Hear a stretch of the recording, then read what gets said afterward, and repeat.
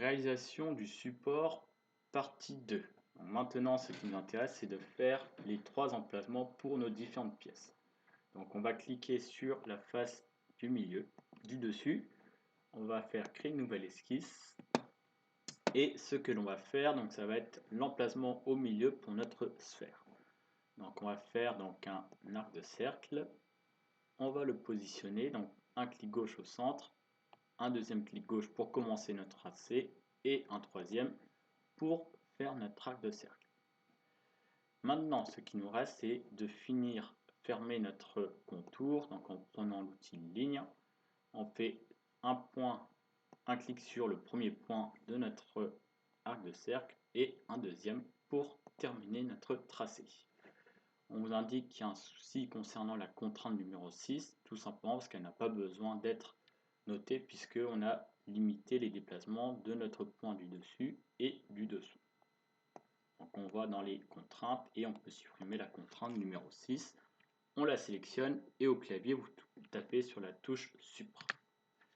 Et si vous observez, on revient maintenant à 1 degré, donc tout simplement parce qu'il vous manque la dimension de votre arc de cercle. Donc on va prendre notre arc, donc on va le sélectionner avec un clic gauche.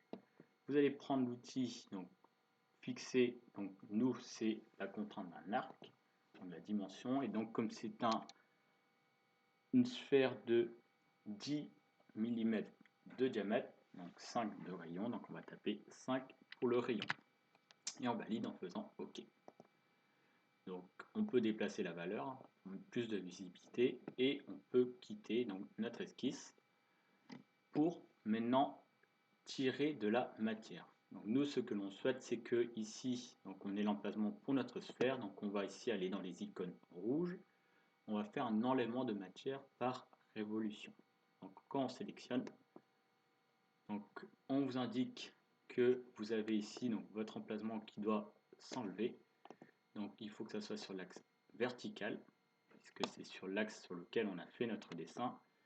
Et donc là, c'est pas forcément visible, mais nous avons ici le creux pour l'emplacement de notre sphère. Et on valide en faisant OK.